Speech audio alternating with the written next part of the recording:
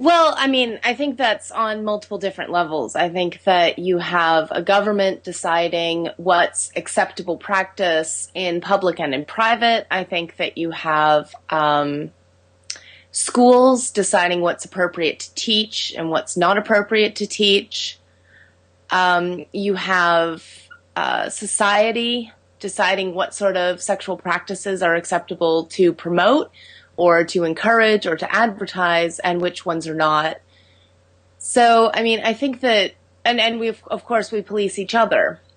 Different groups decide what's acceptable and what's not acceptable according to their own cultural biases and also their own prejudices. So I think that it's something that works on multiple levels.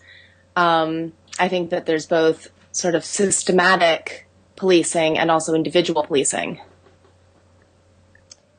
There's sort of a weird cultural standard for what's appropriate sexual behavior, right? Which generally ends up condensing down to heterosexual, both of the same ethnicity, both of the same culture, both of the same class. It's a very homogenous version of sexuality that's sort of encouraged and a very heterosexist, cis-sexist version, very able-bodied, very focused on this strange ideal. And most human relationships don't tend to fit neatly into those categories. One of the ways that I noticed this particularly was in doing sex work, where obviously my behavior as a sex worker was treated as sexually deviant in some way because I was getting money for sex. Just that simple action changed my relationship to sexuality, apparently, according to everyone around me. And doing sex work is policed by, of course, again, by the government, by the law, but it's also policed by people around me. I find it interesting that my partner often gets asked how he can let me do sex work, for example, as if it is something that he lets me or doesn't let me do. But it's these little subtle ways in which people interact and self-police. And then in my work, I work a lot with people who have different abilities and different ways that they can or can't access their sexuality. So I learned a lot about how we make assumptions about what you need to be able to need in order to have a sexual life. And people who live with various disabilities end up feeling like they're left behind, and they are. I was really horrified to find out that a lot of programs for people who are differently abled, they aren't given sex education, for example, because it's just assumed that it won't be necessary, which I think is really sad and really horrific. So I think that, again, there's